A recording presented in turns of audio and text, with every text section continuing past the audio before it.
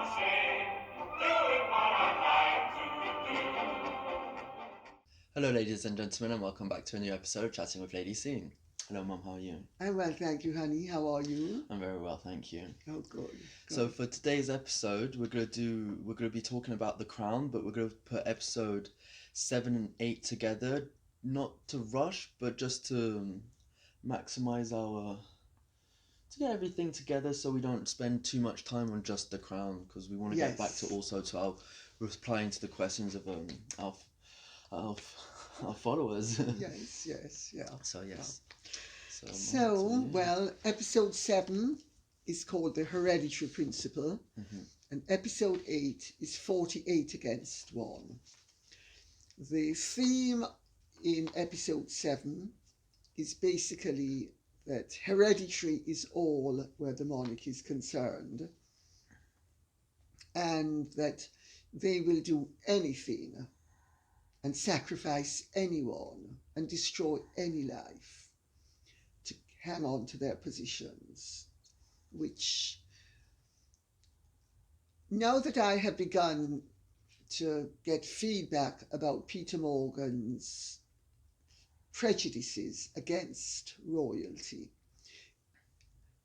this is all starting to make sense, which is very unfortunate for his reputation, because he's a fine filmmaker, and, you know, had he been a little bit more neutral and a little bit more balanced, I think that it would have done The Crown a lot better. But by making it so apparent that he is so prejudiced against the royal family, it's discomforting. But anyway, let's plunge in. It opens with really two contrasting scenes. One is Princess Margaret waiting for her friend Dazzle Jennings to call upon her, and Princess Margaret did like a party, it's got to be said. She was a bit of a party girl, and they make that clear, and that setting is very well done.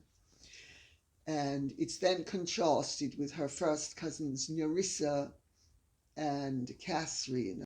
The Princess Margaret setting is brilliantly and theatrically and really quite devastatingly contrasted with her first cousins Nerissa and Catherine in the Royal Earlswood Hospital.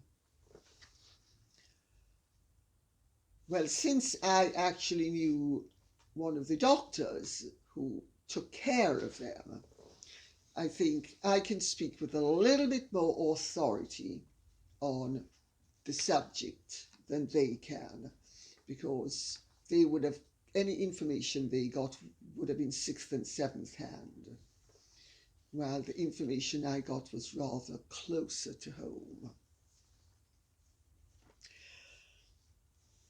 Of course, asylums are very grim places, and that is not skated over, and it shouldn't be skated over. But the theme of this episode is that the royals will sacrifice anyone and do anything to maintain their position, quite forgetting that Nerissa and Catherine Bowes-Lan and their 3 other first cousins, who were all in the same institution together, had nothing whatsoever to do with the royal family, because the royal family had no control over what was going to become of them. But to forward his anti-monarchist theme towards the end of this episode, Peter Morgan has Princess Margaret, who is outraged at what has happened to her cousins. Princess Margaret wasn't outraged at what happened to her cousins. because, in fact, this episode has Princess Margaret discovering through a therapist that she goes to see that she has these cousins in this asylum. That's not what happened at all. First of all, it would be completely unethical for a medical practitioner to tell a patient about the existence of other patients and breaching medical privacy all around. But this is the way that they are plunging the knife into the royal family. And really plunging the knives into an awful lot of other people as well, because Princess Margaret's therapist comes across as a perfectly pleasant woman, but completely unethical. And in fact, I know how this story was revealed, because James Dorset is the one who revealed it. And I was friendly with James Dorset. It has to be said, I knew nothing about the fact that he'd done any of this at the time. And he used to make his money selling stories about people. But James knew absolutely everything about everybody. He was a complete genealogical hound. And when I first met him, I was introduced to him by the artist Sarah Layton at a party. And he said, she said, "Oh, James, I'd like you to meet Georgie Campbell." And he said, "Oh, Lady Colin, it's such a pleasure to meet you." Making it absolutely clear that he knew exactly who I was. But to not diverge too much, Princess Margaret in this episode is tip the wink that she has first cousins in an asylum. So she and the Queen look up in Berks to see whether they are alive or not, and discover they're listed as dead. Well, I covered this in an earlier episode when I pointed out that I spoke to Brookie Brooks Baker, who was the editor of Berks Peerage, who told me that, Jock Boslan is the one who's returned the entries saying that his daughters were dead. Well, they were not dead.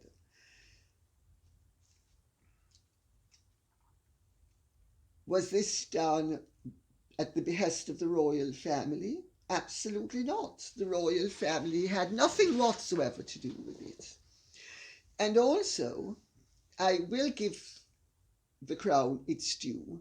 After they've managed to put banana skins in the pathway of every avenue that the royals are going to progress down, they do concede that the flaw, the genetic flaw, was not from the royal family, that it was from the Trefusis family. Jock Boslan's wife was a Trefusis. And she had a sister who also produced 3 children with the same condition. And Etienne Dunnit diagnosed them as all suffering from Huntington's chorea. So that's what they suffered from, but they were diagnosed at the time as being imbeciles. But they make much of this in this episode, and it's a very tragic story. And, I know rather more than most people that in those days, families used to commit people who were awkward or difficult or were challenged in some way. If they were, educationally subnormal, they would be committed. And I don't think there's anything commendable about it. But what people do not realize is it was not the royal family who did it. It was Jock Boseland's decision with his wife and with her sister for all their handicapped children to be committed into the same institution, which in some ways was a good thing because they had each other and therefore they were not alone. Mm-hmm. Don't you think that was? I think that's a good idea. So that was, to the extent that it was a terrible fate, it was compassionate. Mm-hmm. But of course, remember, Rosemary Kennedy, President Kennedy's sister, she was also committed to an institution because she had a lobotomy that went wrong. And, you know, my aunt used to be committed from time to time when Daddy and his eldest brother used to object to her conduct because she used to have lovers that were unsuitable. And whenever she started a love affair that was unsuitable, the maid would duly tip her brothers off. And the next thing you knew was that the men in white coats came and she was carted off to the bin and she was subjected to shock treatment until such time as she was shocked really into submission, and then she was released until it happened again. And when I was growing up and I started to agitate at the age of 13 to be given my correct sex, Daddy made it absolutely clear to me that if I didn't play ball with him, I would end up the way Aunt Flower ended up, which meant that I was going to be committed. And indeed, to make sure that I got the message loud and clear, I was duly hospitalized, subjected to shock treatment, shot up full of male hormones for quite a length of time. So, you know, the point I'm making is those were far more cruel days. And if your face didn't fit, you either were really stum, which I learnt to be until I was old enough to fly the coop. And you learn to play ball well enough that you didn't upset the apple cart. Or if you didn't do that, you would end up losing your freedom. And this is somebody who's sane, sensible, and was always coming first at school.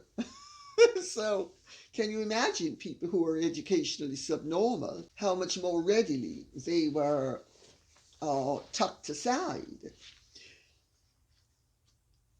But the point is, it had nothing to do with the royal family. So that's basically the theme of the hereditary principle. They have Princess Margaret giving some really very objectionable speeches to the Queen, to her mother, you know, saying that the royal family is cruel, and if your face doesn't fit, that, you know, they will try to destroy your personality or your life. Well, there is tremendous peer pressure, as we know, in all good families, for people to conduct themselves up to a certain standard.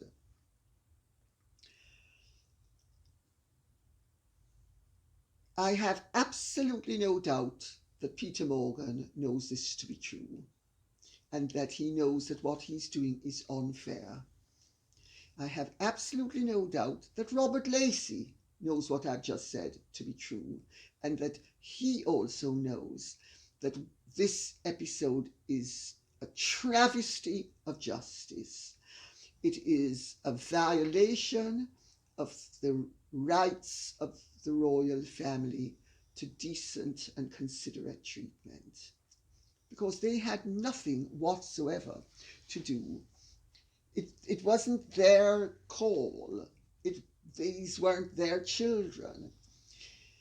And indeed, the Queen's uncle, Prince John, was seriously epileptic, and I suspect he was also autistic. And he was ultimately not able to live with the family and lived in Wood Farm with his nanny, where Prince Philip now lives.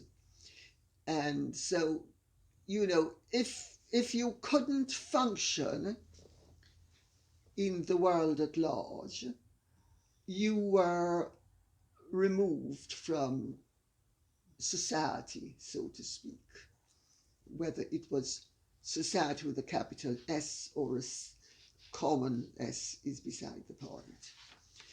And that's how it was done in those days. But some people, it was more cruel, others it was more gentle. Like with Prince John, he was treated very gently.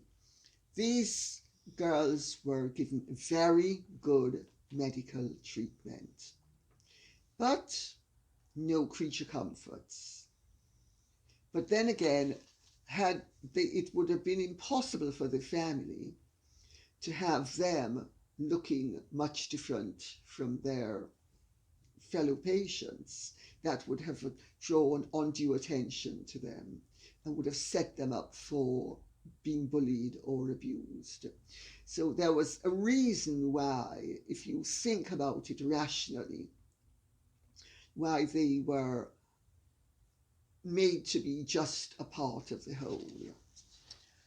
I'm not justifying it, because I think it's terrible the way people used to be treated who were somehow handicapped or educationally subnormal, or, you know, had some birth defect or some condition that incapacitated them very. Don't you think? Yes, yeah, I agree totally. They were a bit too mean to them. And thought that was the right way, and it was totally not the right way. It just made them probably a little bit worse as well. However, the hospital had very pleasant grounds, you know, and it wasn't a prison. It was, you know, it was just full of what they used to call, they were what they used to call mental defectives. You know, it's very upsetting, very upsetting. But the Crown in this episode uses this like a sledgehammer to make the point that the royal family is a very heartless family. And they put words in Princess Margaret's mouth and say things that Princess Margaret would never have said to her sister. She'd have said them to her mother, but she wouldn't have said them to her sister. And they also have Princess Margaret saying things that she wouldn't have said. And to me, it's interesting because they have completely avoided, insofar as I can see, mentioning Roddy Llewellyn. Maybe they mentioned him in the previous series, which I haven't seen. But since I haven't seen it, I don't know. But they don't mention him at all, really, in this series, which I find interesting, because, of course, Roddy played a huge part in Princess Margaret's life. There are, however, one or two good scenes. Even when the hobby horse is being flogged into the ground, they do come up with one or two really good scenes. Like, there's an excellent scene where Princess Margaret is trying to seduce Dazzle Jennings, or she's making herself, not trying to seduce him, making him know she's available. And, you know, that I thought was really good. And of course, it turns out that he, as the Queen pointed out, was gay. And then they have him trying to convert Princess Margaret to Catholicism, which she was interested in Catholicism, as indeed are most high church Anglicans. But that's not to say that she wanted to become a Catholic. She didn't. Princess Margaret is somewhat misrepresented in this episode, detrimentally, because she had far more dignity and she was far more committed to the institution of the monarchy than it appears. Although they also do excellent scenes with her in Mystique, with Colin Tennant and Anne Tennant and Prince Charles, and that's when she was really at a very low ebb. Roddy had gone off to marry Tanya Soskin, and who's his wife to this day, and that I think really rather upset her. Dazzle didn't bite, but then she ended up having a very affectionate friendship with Norman Lonsdale,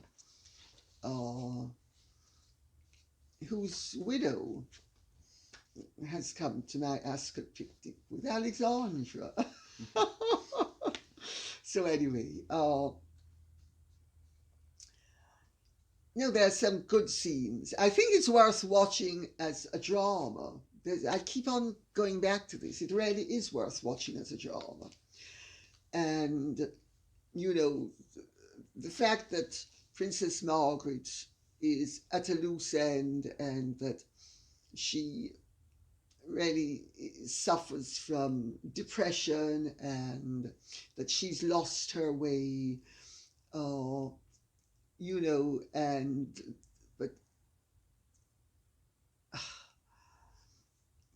Princess Margaret would have lost her way in any event, whether she was the second child or not.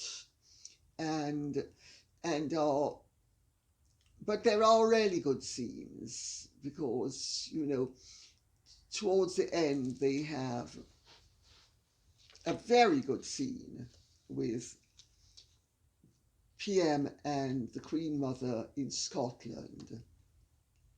And the way PM walks into the room and says, and effectively yanks her mother away, is really well done. And then they are walking on the beach and the Queen Mother is telling her, how once the abdication took place and the Beausoleil family was obliged to institutionalize the children to protect the crown. That's a complete lie. They were institutionalized several years after the abdication, and it had nothing whatsoever to do with that, because everybody knew the children were what in those days they used to call defectives. They looked handicapped. They were obviously handicapped. You only need to see pictures of them to see that there was something wrong with them.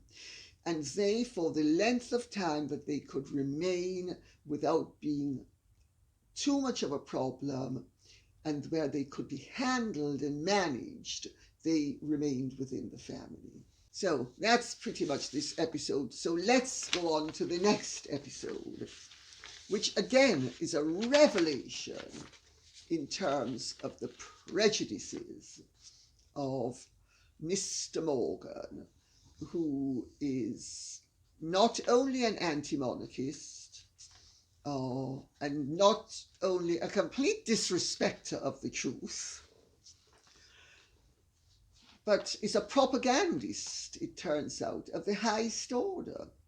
And it's really interesting that as Netflix has acquired more and more ex-politicians of influence in America, it has become more and more woke, more and more anti-traditional, more and more anti-centrist, more and more pro-left, almost aggressively so. And we now have the 48 against 1, which is episode 8, which is basically the Commonwealth Heads of Government Conference, that where the big issue rumbles on, and it is the 48 nations of the Commonwealth want to impose sanctions against South Africa to help to bring down the apartheid government. And Mrs. Thatcher refuses to allow this to happen.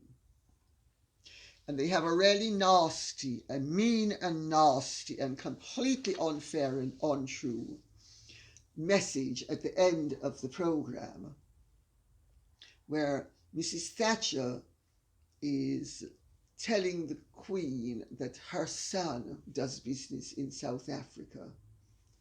Her son was not doing business in South Africa at that time. Mrs. Thatcher's son did business in South Africa afterwards and still has a profile in South Africa.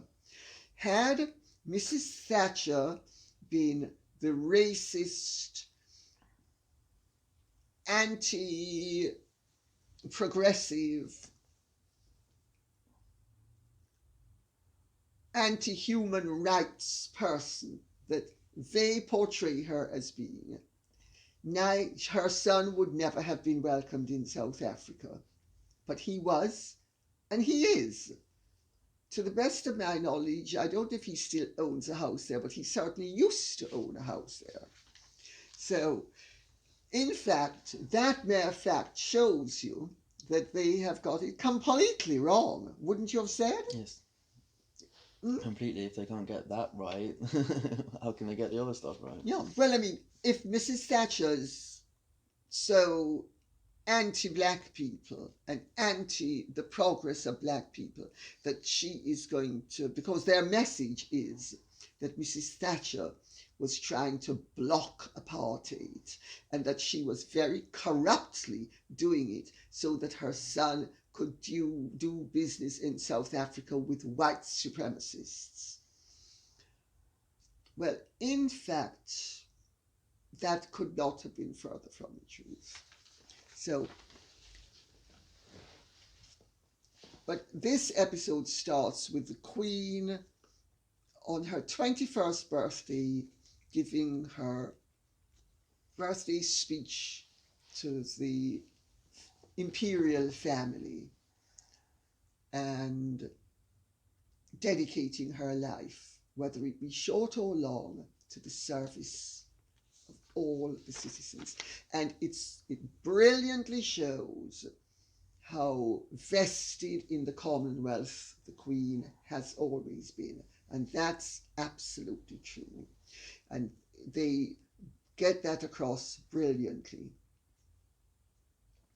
They also get across very effectively the fact that Mrs. Thatcher feels that her duty is to the British people. She's the British Prime Minister.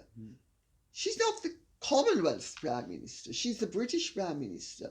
And she's going to be putting the interests of the British people before any other interests. And I have to say, at the time, I would have liked Mrs Thatcher to have gone along with sanctions against South Africa. I would have liked that. So I just say that for what it's worth. But that doesn't mean that Mrs Thatcher was a racist, and there's an underlying message here that she wasn't only somewhat racist, but that she was very corrupt, because she was protecting the interests of her son and his ability to make money in a white supremacist state, and damn the consequences where the other 48 nations of the empire were concerned. Nevertheless, having said that, the juxtaposition, it makes for great drama. The Queen on the one hand, Mrs Thatcher on the other. Then they have great scenes, which of course never took place, but they have great dramatic scenes between Mrs Thatcher and the Queen, where the Queen is saying all sorts of things that she would never in a month of Sundays say. But it's great drama and completely unbelievable, but great drama. Where they over-egg the pudding is in having the Queen say that she intends to win against Mrs Thatcher, that this is a contest between two women, who's the better woman, who's the bigger woman, who's the better woman, who's the strong woman, They also have a scene between Mrs Thatcher and the Queen where the Queen is effectively lying to Mrs Thatcher. And that again never took place. It's fabulous entertainment, just completely untrue, And since I finally figured out why Martin Charteris is still around, he's not at Eton where he's the provost, he's always around. Netflix decided they weren't, obviously, Martin Charteris is dead. They don't have to employ 2 actors, and they don't have to worry about any successive private secretaries who are still alive and who might actually sue them. So they have Martin Charteris still hanging around like a bad odor. They then have, and this I have to say, for all the drama, I thought it was completely horrendous. They actually have the Queen giving permission to Michael Shea to go to the press. They have Martin Charteris strongly advising her against it. They have her insisting that it's okay.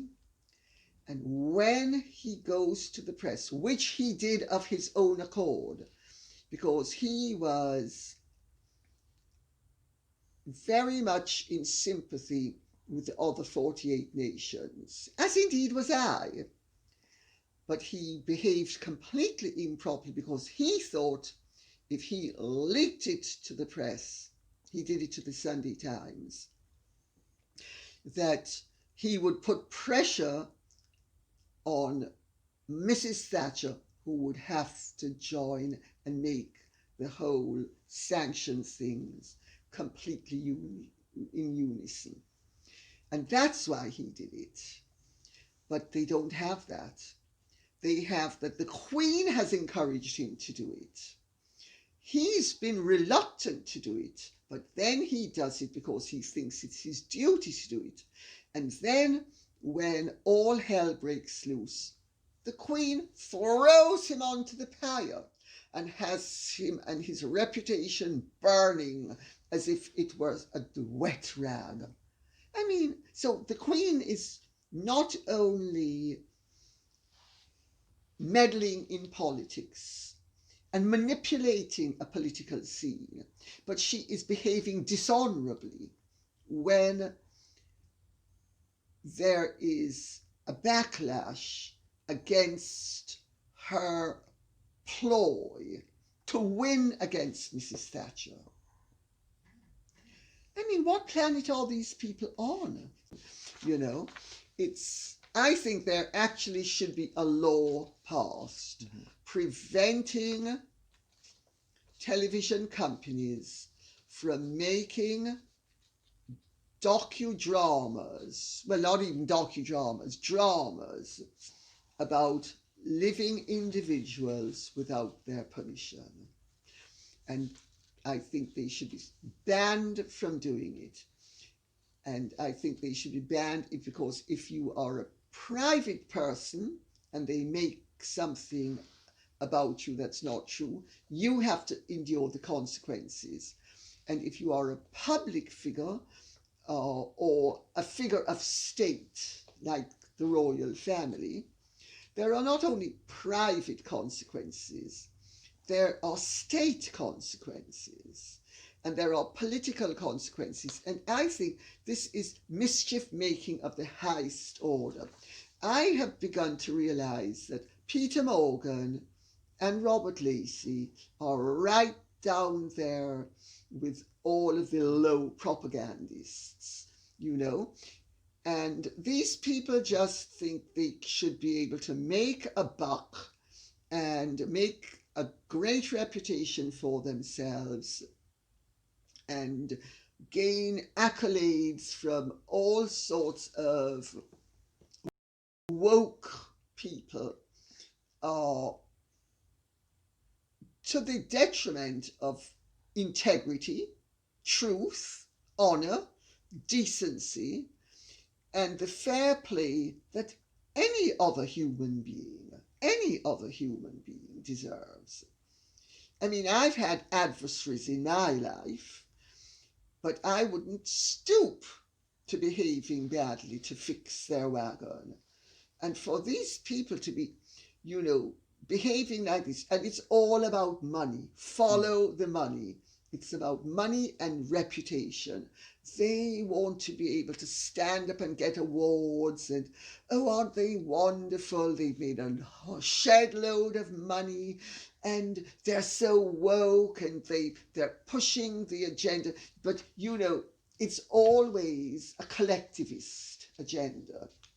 And the one thing that does not work politically is collectivization, because each of us is an individual, and every individual deserves to have the truth spoken about him or her.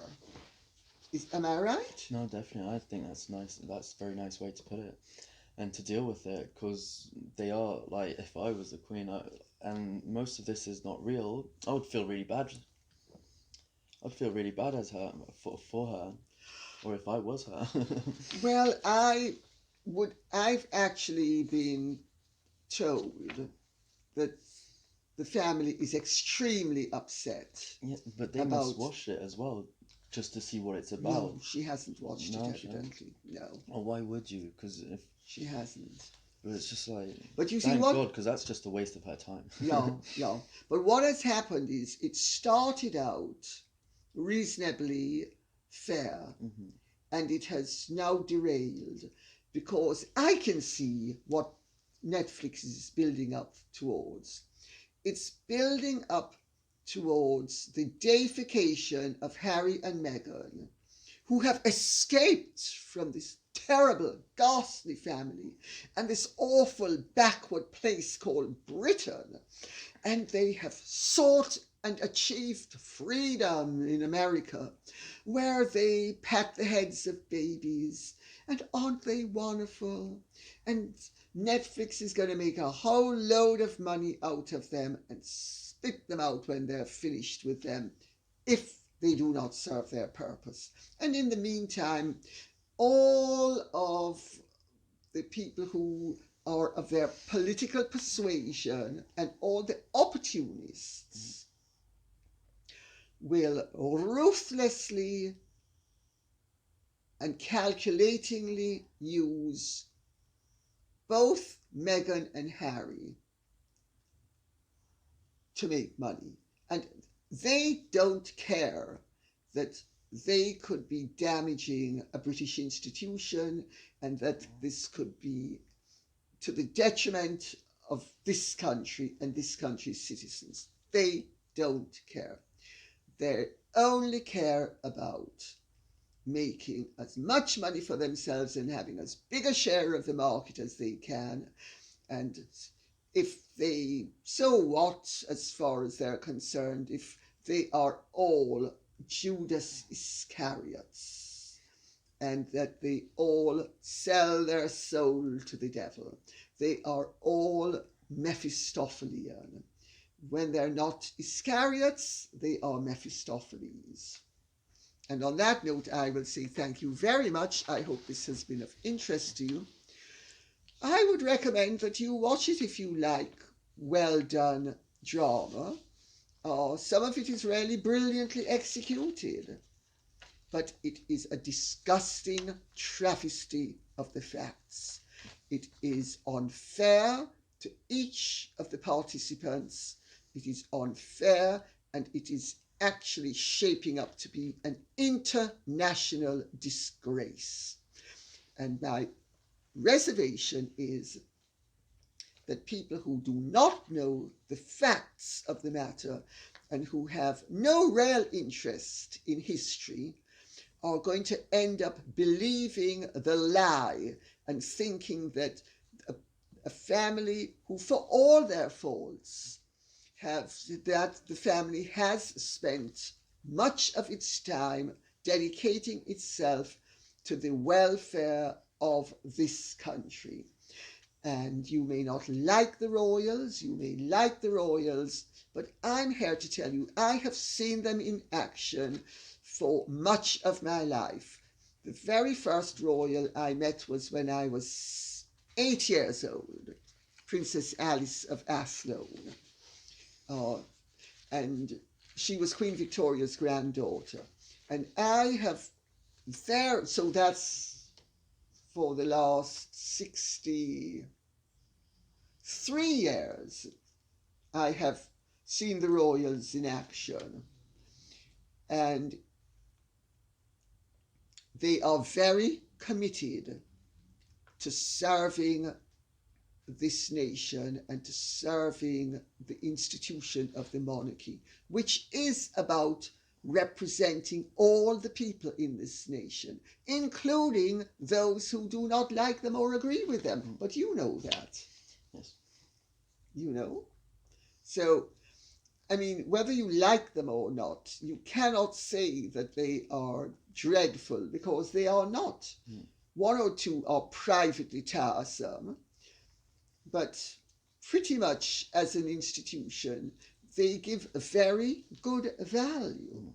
I think even you shouldn't judge anybody, really. You should just, even if you don't like the person, just keep it to yourself and then move on. But some people like to show it. Well, also, they need to make a lot of money, and this is about hijacking the institution of the monarchy and the role of the royal family and the conduct and the personalities and the decency of the royal family, so that they can be portrayed as creatures who are ignoble, disgusting, inhumane, not worthy of respect or affection, and who should really be got rid of. Of course, what's going to happen if they get rid of them? Because the Peter Morgans of this world and the Robert Laces of this world, who've made a career out of attaching themselves to royalty, will have made their money. But then don't like them for some reason. But, yeah. I mean, can you imagine making money off people you don't like? Not very passionate, is it? They must be filled with self-loathing to actually have a job and dealing with people that you can't stand. I mean, it's, gosh, you talk, I wonder who the sickos are. And on that note, I'll say thank you very much for listening. I hope you have enjoyed this. Keep the questions coming in, and I will cover the other episodes as well, two at a time. Okay? Well, thank you, everybody, and we hope you enjoyed this episode. If you did, hit the like button, subscribe, and share with your friends. Thank you very much, and goodbye.